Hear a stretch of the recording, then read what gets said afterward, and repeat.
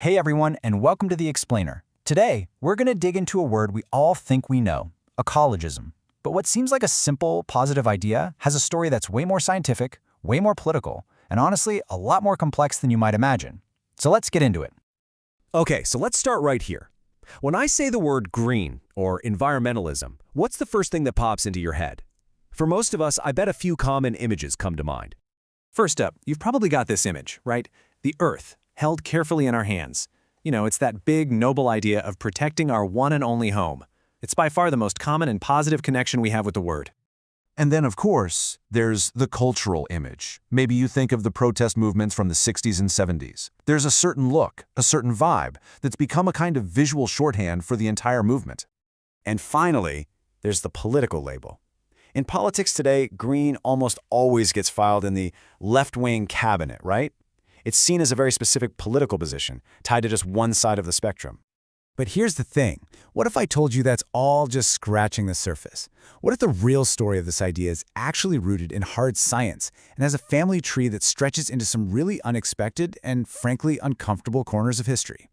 And that's exactly why, for this explainer, we need a more precise word, ecologism. It's not just a fancy term, I promise. It actually unlocks a much broader and way more fascinating story than just green thought can tell us. So here's the crucial difference. While we often box the word green into a left-leaning political corner, ecologism is the whole arena. It's a full-blown ideology that has, believe it or not, overlapped with conservative and even authoritarian thinking throughout its history. That's a really key point to keep in mind as we go. All right, so to really get this, we have to rewind. We have to go back to the very beginning. And we're not starting at a political rally, we're starting in a science lab. The word ecology itself actually comes from two Greek words, oikos, which means home or habitat, and logos, which means the study of. So from its very inception, it wasn't a political statement. It was a scientific one, the science of our home and how everything in it is connected. Of course, it didn't stay in the lab forever. In the mid-20th century, a series of bombshell books and reports just dragged these concerns right out into the open. You had Rachel Carson's incredible Silent Spring in '62, warning everyone about pesticides. Then, the population bomb in '68 raised some serious fears about overpopulation. And in '72, the Limits to Growth report made people wonder if our economy could really just grow forever. All this public awareness is what led to the first green political parties forming in the 1970s. This is the history most of us know. But here's the thing. That popular history, the one starting in the 60s, it kind of skips the first 100 years. And that's where things get really complicated and, yeah, controversial. As our source material puts it, there are skeletons in the closet. There are ideas and associations that just don't fit into that neat, tidy, modern story of the green movement. So, meet Ernst Haeckel. Back in the 1860s, he's the guy who coined the word ecology. But for him, it wasn't just science. He was heavily influenced by Darwin, and he saw nature as this one single unified organism, something that had a spiritual, almost religious importance. He called this view pantheism, the belief that God and nature are one and the same. And this is where those ideas led. Haeckel's vision of a natural, harmonious organism really resonated with some different movements.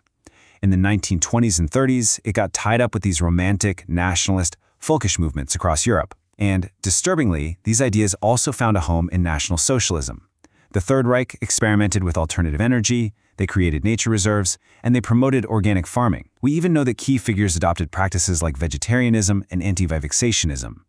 Now, let's be super clear. The point isn't to draw a direct line. It's to show that these ideas have a politically diverse and at times very dark ancestry that is often ignored. Okay, so understanding this complex history is crucial. It helps explain why, even today, ecologism isn't one single belief. Instead, it's a wide spectrum of philosophies about the fundamental relationship between us and the natural world. At the two opposite ends of that spectrum, you've got these core ideas. On one side, there's anthropocentrism, a human-centered view where nature is valuable for us. It's a resource. On the other side is ecocentrism.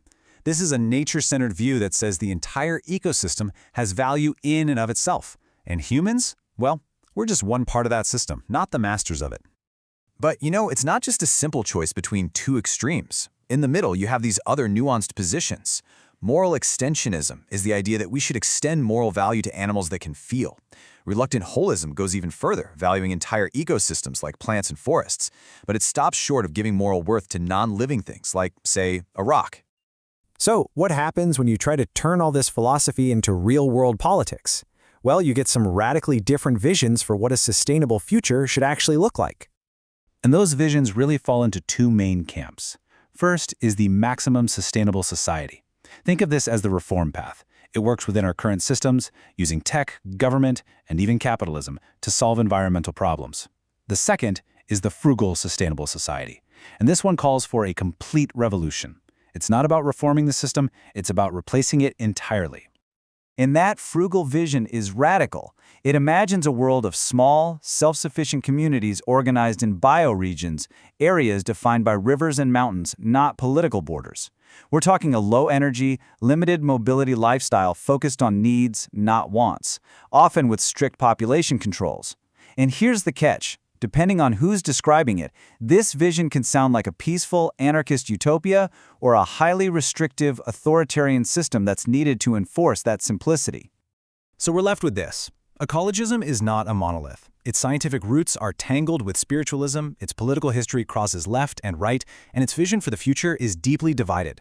Understanding this complexity doesn't give us easy answers, but it does force us to ask a better question. As we face our environmental challenges, which part of this complicated legacy will we choose to build upon? That's something to think about. Thanks for joining me on The Explainer.